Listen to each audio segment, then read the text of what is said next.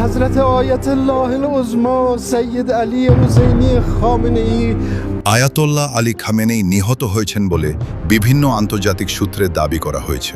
তিনি ছিলেন ইরানের সর্বোচ্চ ধর্মীয় ও রাজনৈতিক নেতা এবং দেশটির পররাষ্ট্র ও সামরিক নীতির মূল সিদ্ধান্ত গ্রহণকারী ব্যক্তিত্ব।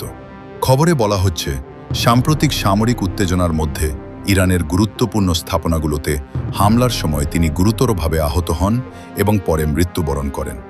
যদিও শুরুতে বিষয়টি নিয়ে ধোঁয়াশা ছিল, পরে ইরানের রাষ্ট্রীয় মহল থেকে শোক বার্তা প্রকাশ করা হয়। এই ঘটনাকে কেন্দ্র করে মধ্যপ্রাচ্যে উত্তেজনা চরমে পৌঁছেছে।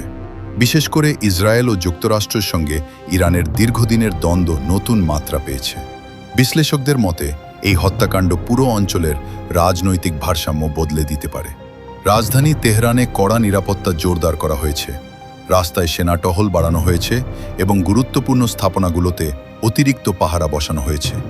দেশ জুড়ে শোক পালন করা হচ্ছে এবং লাখো মানুষ রাস্তায় নেমে বিক্ষোভ ও সমাবেশ করছেন। বিশ্ব নেতারা পরিস্থিতি শান্ত রাখার আহ্বান জানিয়েছেন। জাতিসংঘ সহ বিভিন্ন আন্তর্জাতিক সংস্থা দ্রুত উত্তেজনা কমানোর জন্য কূটনৈতিক আলোচনার ওপর জোর দিচ্ছে। পরিস্থিতি এখনও অস্থিতিশীল। এই ঘটনার প্রভাব শুধু মধ্যপ্রাচ্যেই নয়, বিশ্ব রাজনীতি ও অর্থনীতিতেও বড় প্রভাব ফেলতে পারে বলে মনে করছেন বিশেষজ্ঞরা। এটাই ছিল সর্বশেষ আপডেট।